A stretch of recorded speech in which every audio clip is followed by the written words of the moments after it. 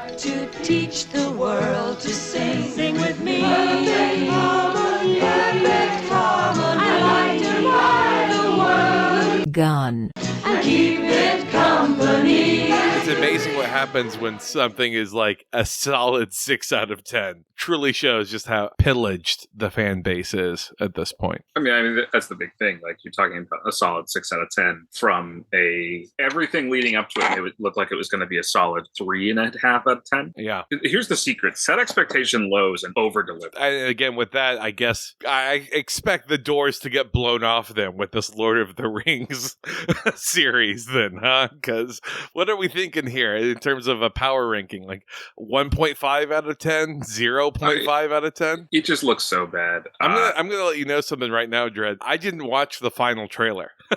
Welcome everyone who's listening. This is our show this is the show where I join Kelton's show to complain about how everybody's ruining my fantasy shows. Except unlike the true soy boys out there complaining about woke politics and everything, I'm complaining about the fact that they're not doing practical special effects and individually crafting each orc's armor. Because god damn it, come on, man.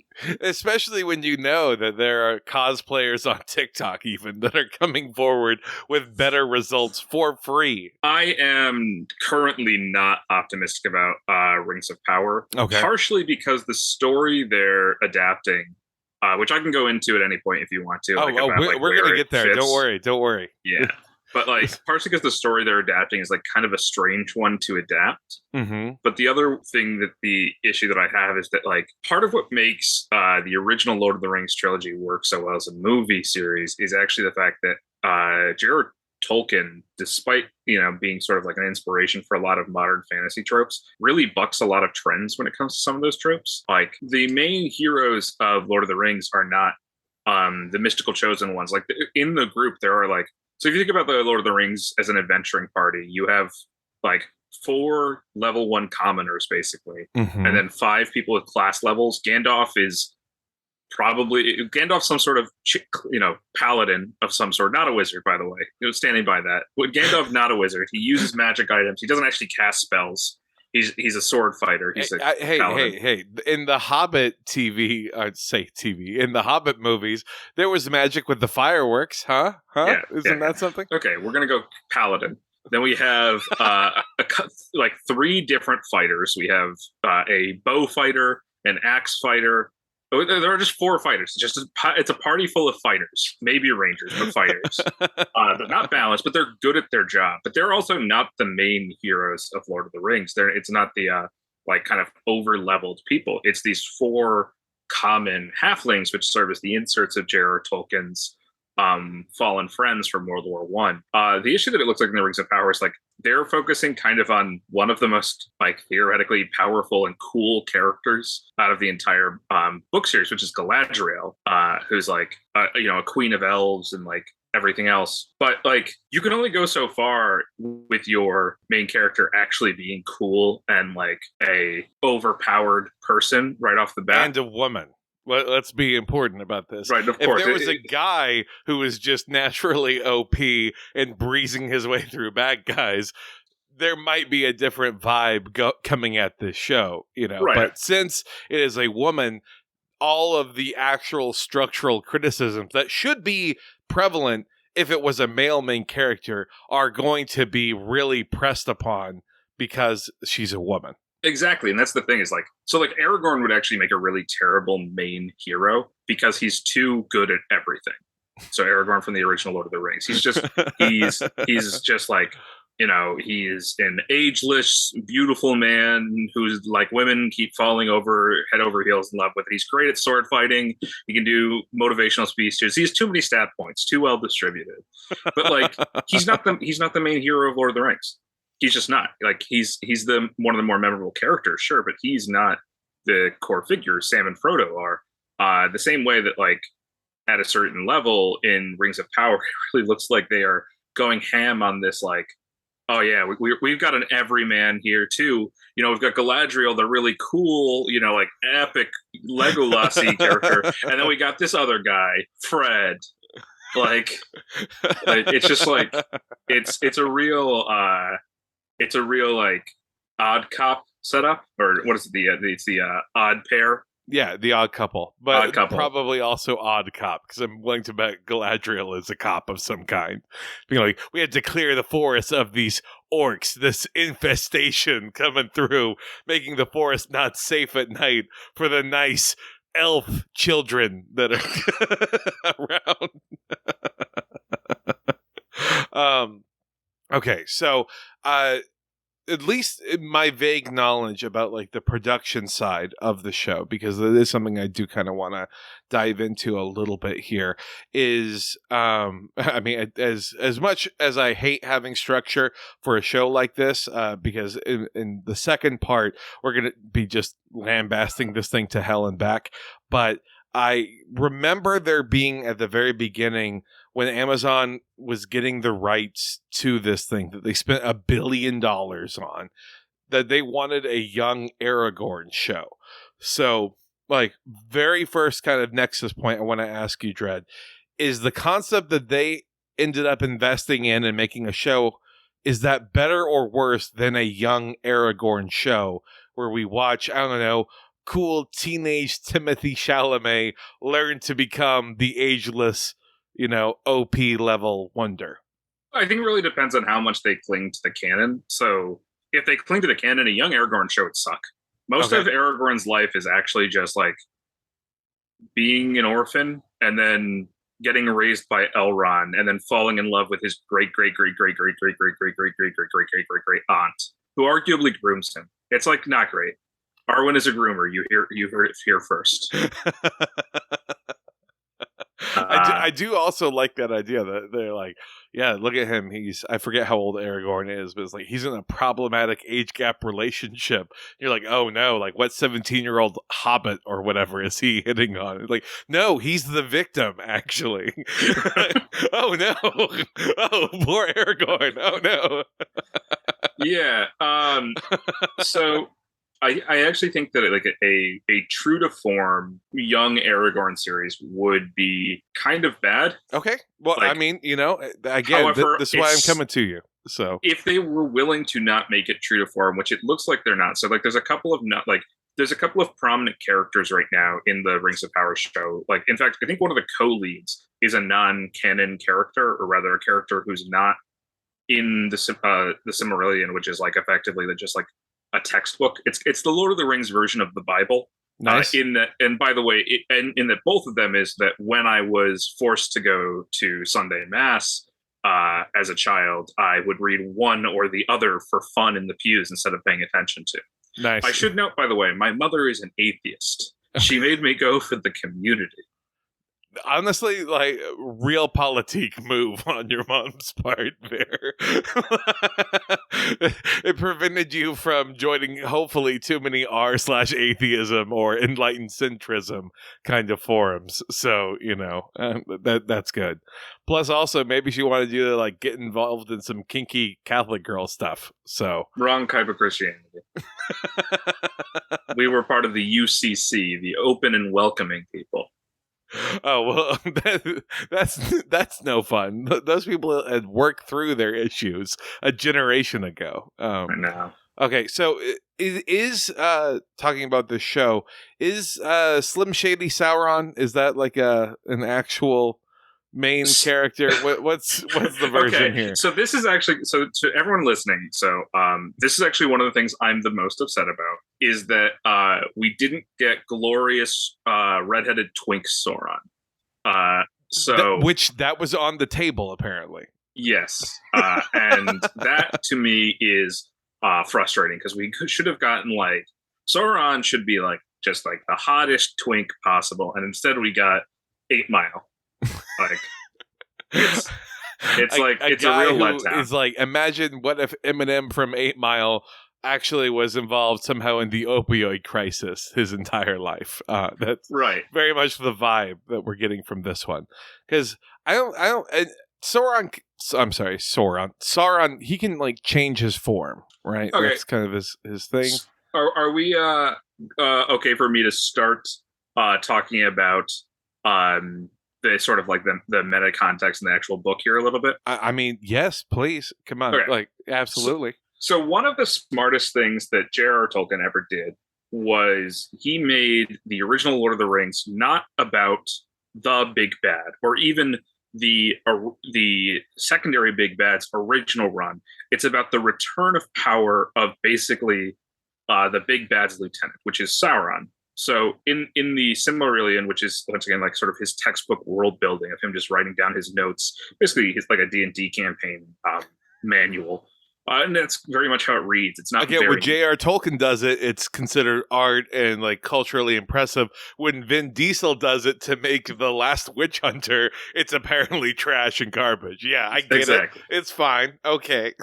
But it's basically his world building notes, and there are also a collection of side stories that are more narrative, but it's not super narrative. It's told very similar to how the Christian Bible is, which is like in short, basically descriptive stories without much narrative flow.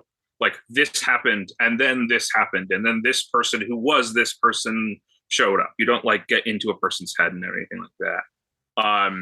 But Sauron is the deputy of the kind of stand-in for the Christian devil in the Middle Earth story, which is Morgoth. Okay. Or Morgoth, also known as, he's got another name too. Morgoth, also known as Melkor. So Melkor is like the fallen angel of the sort of group of Ainur, which are these powerful beings across the sea that are like immortal angel-like creatures. So there's the Einar, and then below that there are the Maiar, and they are all created by Iluvatar, who's like the creator, and they create like the celestial chorus, so to speak.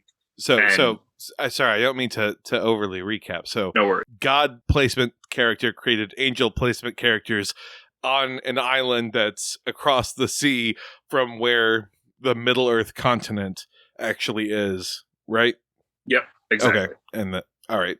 Sorry, keep going. No, it's so actually very similar to Wheel of Time, and actually a lot of sort of like Western fantasy. There is a stand-in for the like post-biblical myth, the war in heaven. So for those of you that like aren't super familiar with, like a lot of the pop culture, the cultural understanding of the Christian Bible's version of like God and the devil fighting out they're not direct Christian myths. They are like post-biblical myths. They've been attributed to it afterwards or elaborated on. And once again, like it's all, to me, once again, I'm not a religious person at all, but it's interesting to understand how the culture around those form. And they've become like mainstays in Western fantasy. So like you have, in this case, like C.S. Lewis, who is J.R.R. Tolkien rather's personal friend. They were in a smoking circle or whatever called the Inklings, right? Exactly. They were just buds. And C.S. Lewis was the incredibly weird one, like hyper conservative religious, but also like allegedly a hardcore sub. By the way, like a masochist. Like I'm just picturing like this is like the English literature come town of its time, basically. With the three of them just all being Oxford smoking buddies in that cafe, being like, man, wouldn't it be cool if kids could travel through a closet? Oh wow, okay, that's a great story. Let's do it at Christmas. So C.S. Lewis basically just brings like Christian myth directly and like translates it directly as his Lion, the Witch, and the Wardrobe. And then J.R.R. Tolkien doesn't. J.R.R. Tolkien draws his inspiration instead from World War I, which had permanently scarred and damaged him as a human being. But however, when he went and backfilled his world building, he did create a lot of it based on this like post-biblical literature, sort of mythos. And Melkor, who is the fallen angel-like creature, comes across to Middle Earth and becomes the first Dark Lord. He's the big bad. Okay. And he basically creates a place called Angband, which is like eventually what Mordor, which you might be familiar with, is like part of it. Basically, the portion of Middle Earth that he becomes his kingdom is like his dark world. He's the originator. He's the cause of orcs. He's the cause of Balrogs, all these other things that are like these large and like near demonic creatures. He chains the dragons to work for him, and then he is eventually defeated by a combined force of elves, very small group of men, and the actual like the Arda, or the Ainur, the angels from across the sea, the host of Valinor, comes to defeat him and cast him down. So like a literal the war in heaven, and he is defeated. He is exiled into like an oblivion. He's not dead. He's just exiled. And then eventually his like the age of elves, this second age happens. And that's where we are. Like the show happens in the Rings of Power happen in the second age. The original trilogy of Lord of the Rings is set after this TV show, of course, as you were mentioning. So this is, not even like the first main battle or the second resurgent one, but like this is the one following. And so, truly just so far down the line. And Amazon thought, well, let's do the era before that. And they're like, cool. The war in heaven storyline. And they said, no. Instead, we're going to do like, I say this double entendre important. The mid portion of the story is what they're going for. Why? Why would they do this when it sounds like you can get something that is even further removed, but with all of the same advantages of being a unique storyline? So I have a theory. So one, people know Sauron. And once again, to the earlier point, Sauron in this case was Melkor or Morgoth's second in command. And he survived the War of Wrath and basically insinuated, like became a silent whisperer that eventually took the world under his control, and he became the new Dark Lord. And I think name recognition is a big reason why they chose to do the second age.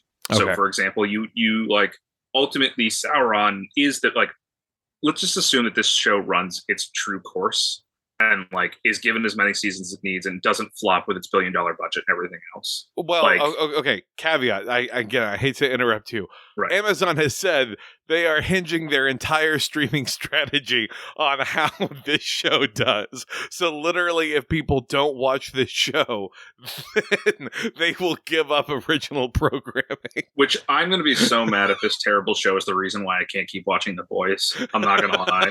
Like, that's going to be so frustrating. I know we've talked off mic about this. It's produced by Sony. It's going to go onto Netflix. Right. And then we're going to get like the Jupiter Ascending version of The Boys instead. Just don't remind me. The Anthony Starr spinoff. It would be better. MCUify it. It would be better if they let it die at that point. What Ryan Reynolds and The Rock cameo is going to end up in The Boys next. Right. So, to that end, if this show is allowed to run its full course, like if it's able to, the climax of the show, the ultimate climax, is the first scene of the first Lord of the Rings movie, which is the War of the Last Alliance of elves and men, defeating Sauron with Isildur cutting the ring from his finger and then failing to throw it in the fires of Mount Doom. Yeah. Like, the opening scene of the first Lord of the Rings is the final battle with, I will point out, hand sculpted armor for the entire elven infantry. Just beautiful. Like literally defining the imagery of elven armor for a generation. What if I were to tell you that we could get like 6 guys in an Eastern European warehouse to work 20 hours a day for 3 weeks? Instead, we can CGI that. Huh? Doesn't that sound more impressive to you, Dread? So impressive. I'm so glad that they're doing $1 billion and not doing painstaking, substantially cheaper, but better actual armor. It's great because if this thing fails, which I'm sure it won't, there definitely won't be 1,000 different things we can all point to where no one has to take the collective blame whatsoever. Right. Certainly not like, again, the cast. They're not going to bear the brunt of it whatsoever. I'm going to be so mad. Careers won't be ruined because of this show. That's right. The important thing to keep in mind. Careers won't be ruined because of completely avoidable decisions on the part of producers. All right. This is gonna be so bad. Like, sorry. I understand. Also, like in the week between recordings, HBO has removed a lot of things from their catalog. So they can stop paying residuals. Yeah, so like Amazon is of course going to probably play into that same block, I would imagine.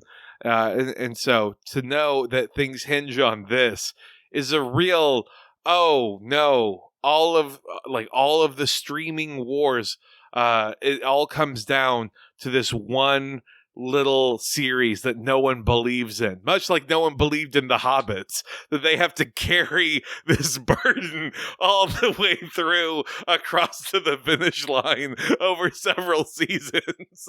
I'm not optimistic, but I'm hopeful. I'm hopeful that it'll at least give us some good memes.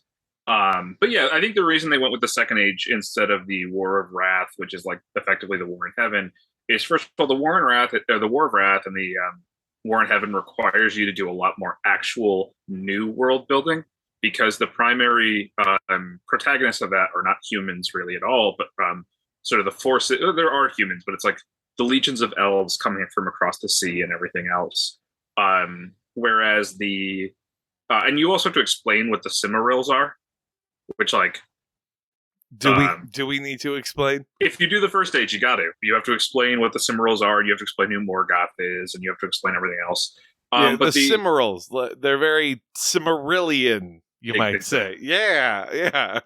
Glowing specks of pure light transformed into gems by a celestial smith, effectively. Yeah, now, I watched Sonic 2. I understand how Chaos Emeralds operate. Actually, it's kind of the same thing. It's basically the same thing. You have the general gist of it down.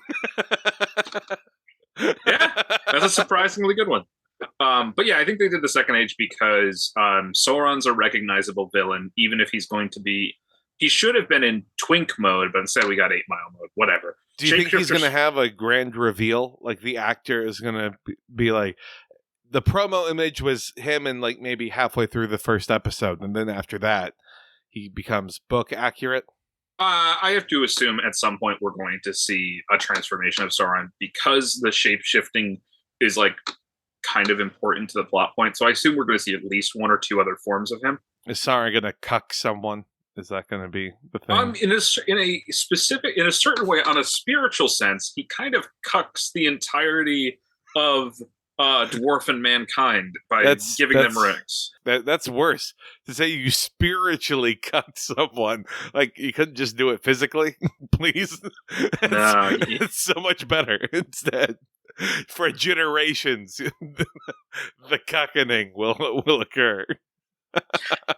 But the other reason I think that they really went with like Second Age stuff is that you have at least some recognizable characters from the original Lord of the Rings. You're gonna like this season at least. I think probably the whole thing is gonna follow Galadriel, which I actually think is probably a fine choice to have made in general.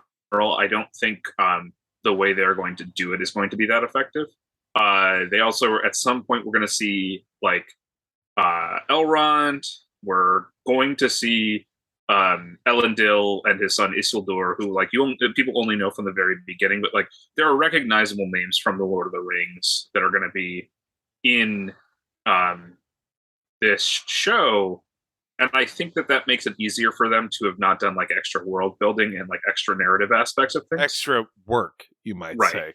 Exactly. Yeah. Okay. Got it. And also, it's going to make it easier when they insert new characters, which at least unlike the Hobbit, there's at least some justification for inserting new characters, because in the Hobbit, the new characters they inserted were like completely like ancillary to the story and like frankly speaking like didn't need to be there. No, I thought every single frame that existed in the Hobbit trilogy needed to take place in order for the story to happen. Again, Bard of Lake Town, incredibly important. Bard of Lake Town is in the story. Fucking great. We absolutely needed him. And I certainly remember all of the subplot about like the mayor being corrupt or whatever the fuck was going on. That was not in the Once you get into the geopolitics of taxation in a trilogy of films, you should probably avoid it. Just a good general rule for any franchise to operate off of. Right, unless you're doing like a Regency thing about like the geopolitics of World War One, like an actual like. Unless you're doing a historical fiction thing, like Downton Abbey kind of thing. Oh yeah, absolutely. Although I honestly would think that a Downton Abbey-esque show just showing the court of Rivendell, I think. Is it Rivendell? River Run. No, River Run? I don't remember. Rivendell? Yes, Rivendell. Yes. Okay.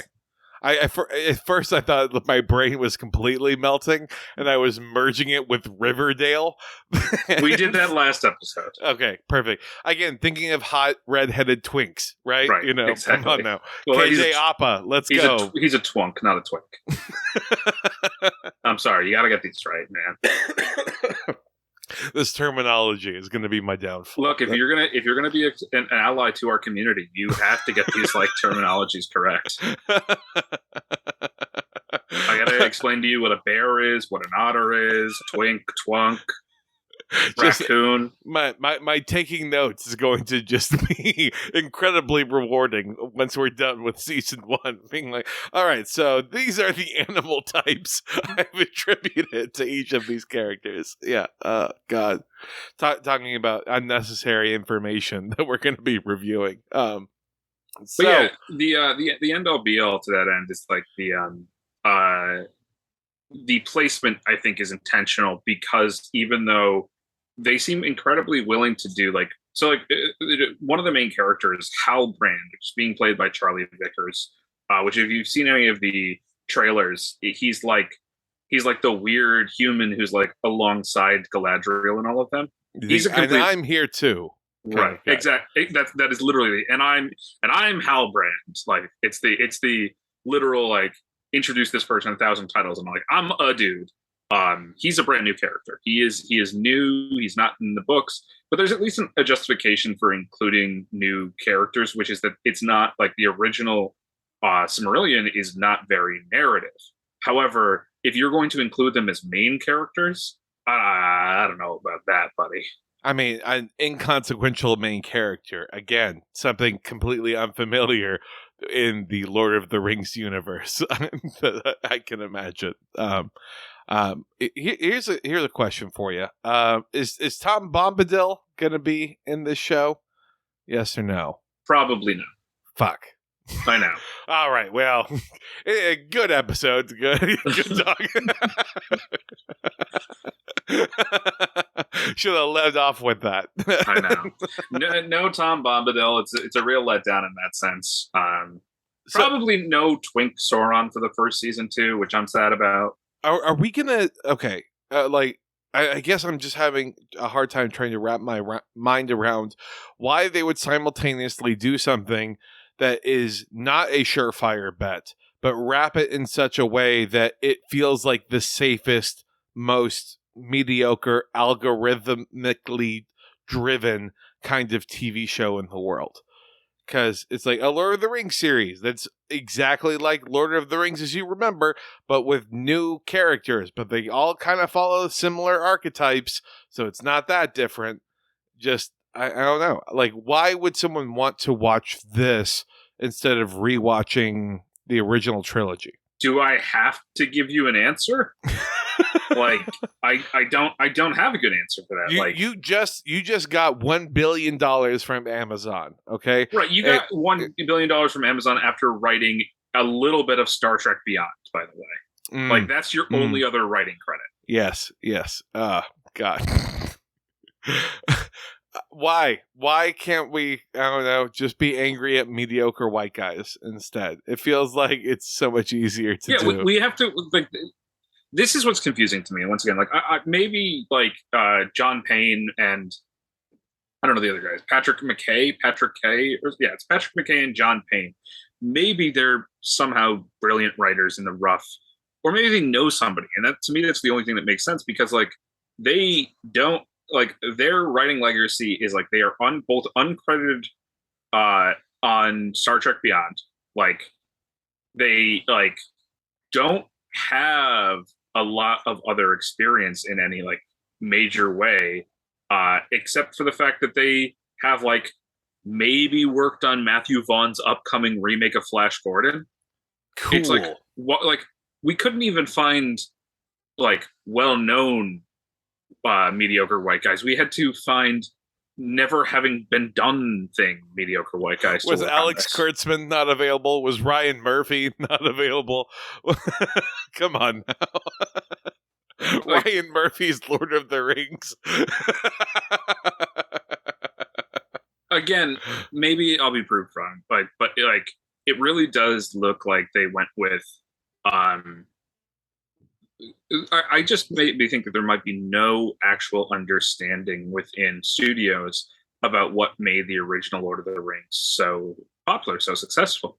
Mm-hmm. And like, yeah, a lot of it, it's like this, the fact that it's become weirdly connected to like a Western chauvinism. Like people think that like Aragorn shouting "Men of the West" is like, oh, he's talking to me. Like, no, Joe in your basement, talking about how the great replacement theory is coming for you. He's not talking to you at all.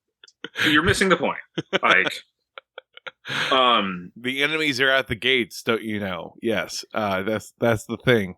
Enemy at the Gates, by the way, great movie about Soviet snipers. Oh my god, that's the one with Jude Law and Joseph Fiennes, I think. I believe so. Yeah, it's a great film. Solid. So you know we're hyped up for a TV show when we're mentioning early odds, low budget sniper films. Yes, indeed.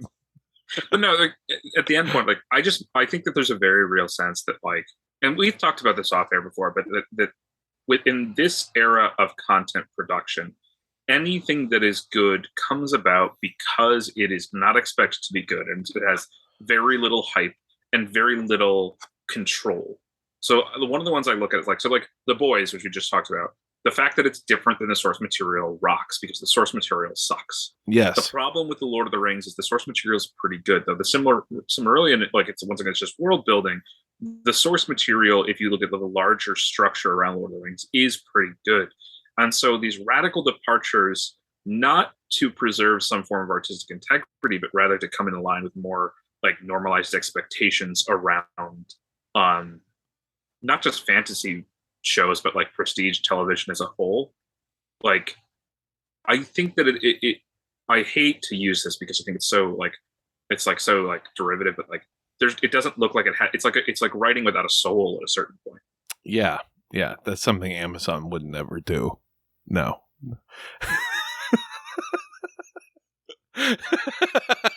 I'm sorry. I just again, the fact that like this is going to be the thing that kills streaming as we know it.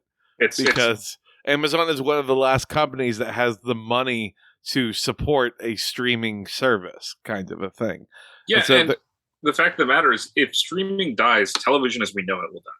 Yeah, that's the thing. Is like it is the end of the modern content cycle.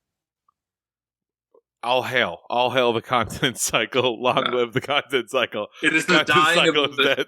What's the dying of the second? It's quite poetic, actually. Think about it. Like this is about the dying of the second age of Middle Earth, and like ultimately the second age of television is going to be dying. Like we're going to be watching all our television on Quibi next. He was right. Vindicated on the Roku channel. As we gather around for another YouTube short collection that tells a narrative story. So, a little bit of background for folks for understanding how to place this in the general series of Lord of the Rings. The Second Age, like I was saying, is effectively going to be the story of Sauron's rise to power as the second Dark Lord of Middle Earth, and the eventual downfall of that at the hands of a combined army of elves and men. Great. No dwarves? No dwarvish involvement?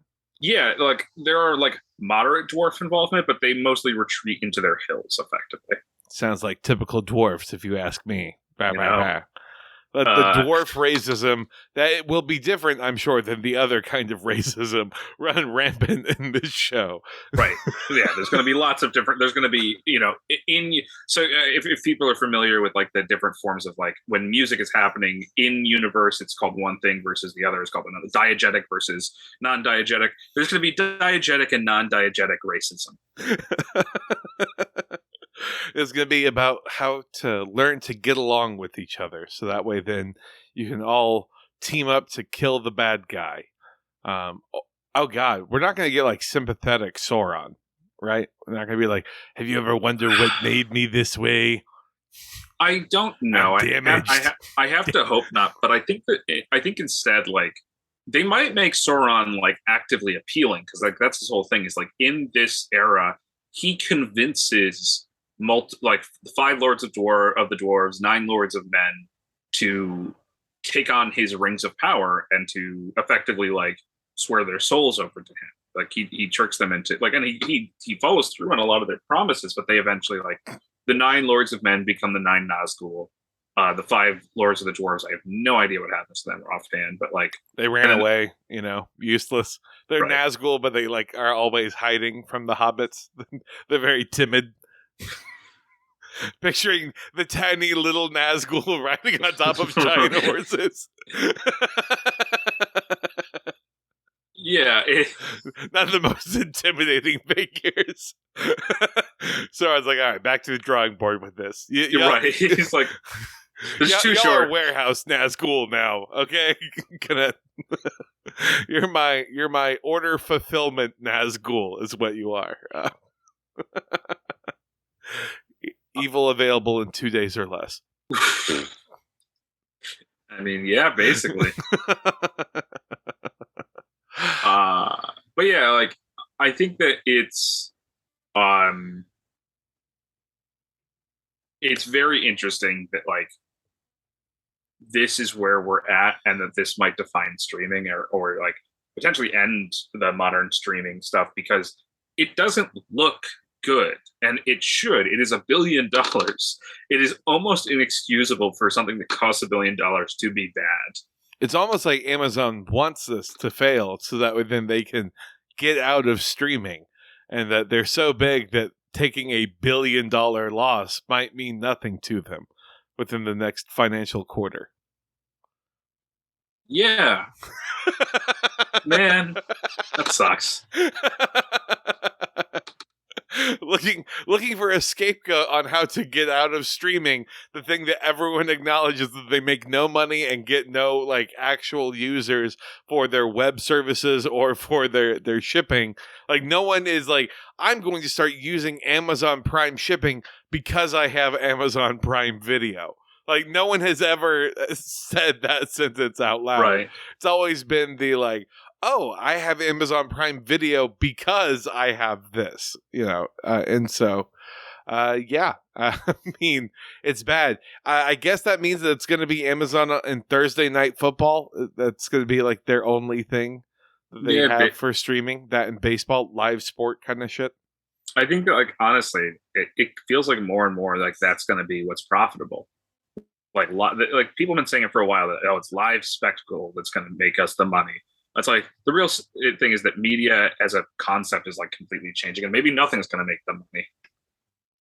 I still hold out hope that live Broadway performances that get live streamed could make money. Hey, you gotta keep the optimism going. Counter programming. My question will be: who will watch it more live? The people watching live Broadway, or the people live watching Nathan Fielder's The Rehearsal? Because everyone's watching that not live is my point. Right. So we'll see. So are you ready to discuss what level of firepower you need to take over this world? Absolutely. Come on now.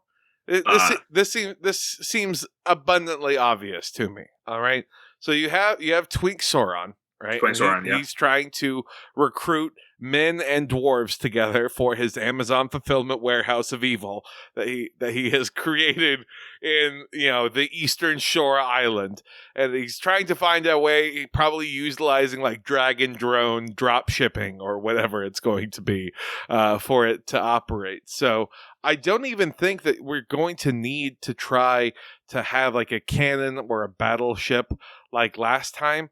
I genuinely think that just like a 6-shot revolver is going to be pretty much all that's needed, because as Sauron has gathered around the Lords of Men and the dwarves, you just shoot a couple of those guys and he's going to suddenly be like way more interested in what you're saying. Like, you've already taken out several of his main key voting blocks, and it's at that point that you become his number 2 and, rule of Sith kind of thing. You eventually kill Sauron, you take his place, and then, you make sure to wipe out all the weak and the small hobbits. You don't have like that era of superiority, is my point. But yeah, I think you give me a revolver, I'll be in pretty good shape in about 200 to 500 years. Right. So we're assuming you're immortal in this, effectively. Are you telling me Sauron doesn't have a deal where he's like, I'll make you immortal if you do blah, blah, blah? Be like, yeah, sure. That's another bullet gone. I don't think he can, actually. I think that's one of the major things. Yeah. So like immortality is... So the way that immortality is treated in Lord of the Rings universe is it's a decaying thing that you only get the closer you were to actually living on the Islands of the Blessed, basically. Man. So the humans are like the humans that have somewhat immortality are like the Numenor, who like lose their immortality over generations. So like Aragorn, when you get to him, only lives for 500 years. Meanwhile, his great grandfather might have lived for like 1,500 years. This is some Noah level bullshit, is what this is. Exactly, that's the thing. And all right. And so the other thing is like, you would do real well against dwarves and men with a revolver. Elves have real bullshit archery, though. I'm not trying to go after them. I'm trying to become Sauron's number 2. That's my goal. So that way then I can apparently be immortal. Now that I can't, that just changed the dynamic slightly of like what needs to happen here. And that's where I think like you have to decide and try and figure out like, I don't know, is there young hot Saruman available at this time? Could he put me in an orc birthing egg or something? Yeah, he can't put you in. He's still a good guy at this point in the show. All right, so I'm responsible for his decline. I'm like, what would really be a good way to take care of Sauron? A little some of this, flashing a flint, a snub nose to him. It's like, oh, what power is this? Like, yeah, you like this, don't you?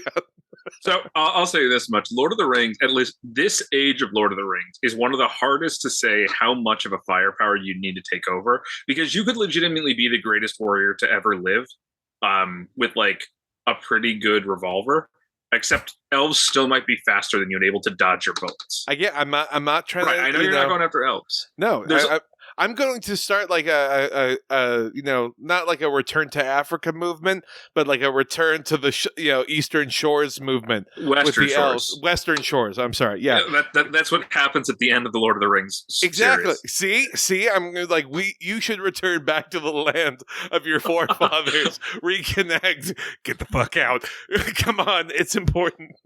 Right. So here's the thing: if you were going to take over the lands of men post Lord of the Rings 3, so post Return of the King, yeah, you do it really easily. You could get Aragorn from 500 paces. He's ageless, but he can't stop a bullet. Like, just picturing like the end of Lord of the Rings, all 14 different endings that they have. Then it says like 1 week later, it's Aragorn riding his horse through the streets of downtown Dallas. And oh my God! Look up there, the grassy the stony knoll. There were 2 archers that day. Believe me.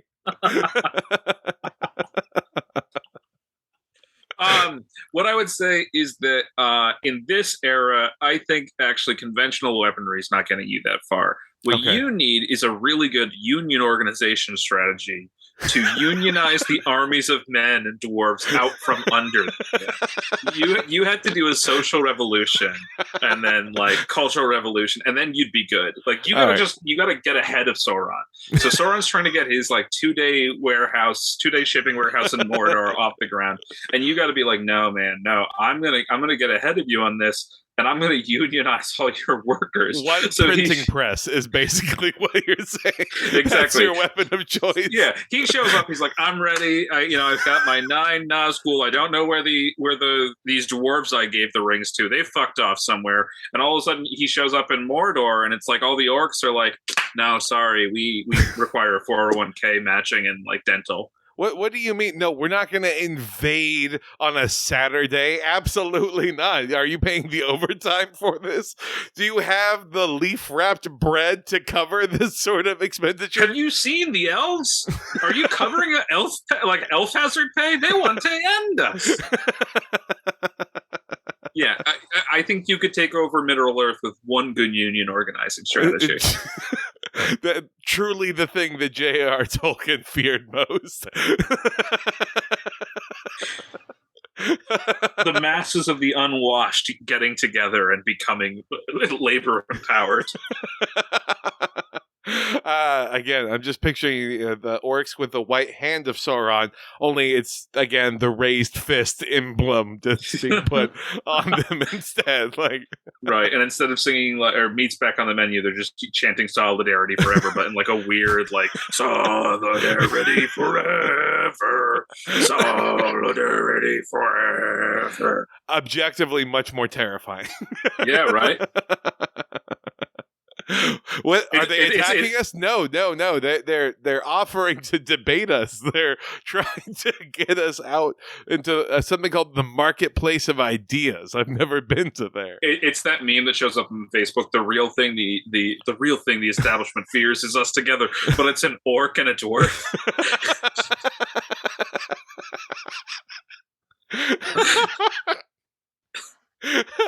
I'm really picturing a redneck dwarf being like, I got your back, brother.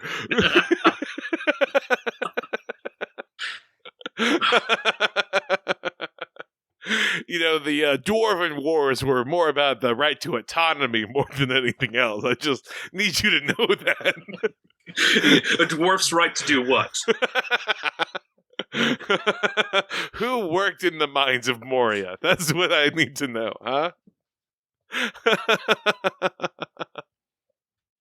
Well, that I think is going to probably do it for an episode. We now know what weapons we need. The pen is mightier than the sword. We're getting real Gutenberg on these motherfuckers. So we will have to see then what takes place, what outrage machine ends up pushing forward. But in the meantime, where can people find you, Dread? So I am at Dread _botlord on Twitter. And if you're feeling so inspired, please donate to your local mutual aid funds as soon as possible. Yes, that's a wonderful thing to encourage people to do. That's how you actually make a real difference in the world. Not by following me on Twitter or following the show on Twitter. Not at all. But rather being inspired and expressing that sense of solidarity and enjoying the good times. Because we have, 10 episodes of streaming until it all collapses in on itself with only a massive... 8. It's only 8. We get 8 episodes. Great. So we're going to be returning to this show before House of the Dragon then. This is going to be surreal for my timeline to have to process through. So the next time y'all hear from us again, I guess 8 weeks from now, we'll be in the thick of fantasy football season. So expect a whole lot of comparisons to be taking place that way. Talk about who dropped the ball, who fumbled, what really, right. important picks. Exactly. Which Achilles blew out and completely ruined the season. I'm just picturing a Nazgul with a little IR designated logo. Yeah, Sauron's managing his roster right there, and he's like, damn it. The Witch King of Angband's got a sports hernia. Trapped in 9 Lords of Men, but only 4 dwarves. Everyone knows you need at least 6 dwarves in this. This roster construction is insane. There's no way I'm taking over Middle Earth this way. Oh my god, I let the other guys get all of the elves? Who even drafts an elf? You're supposed to wait. You pick them up the day before. Everyone knows this. It's a streaming option. I love it. For the dozen or so of you who appreciate that, just know a lot to look forward to. But in the meantime, let's say goodbye. Bye. Adios.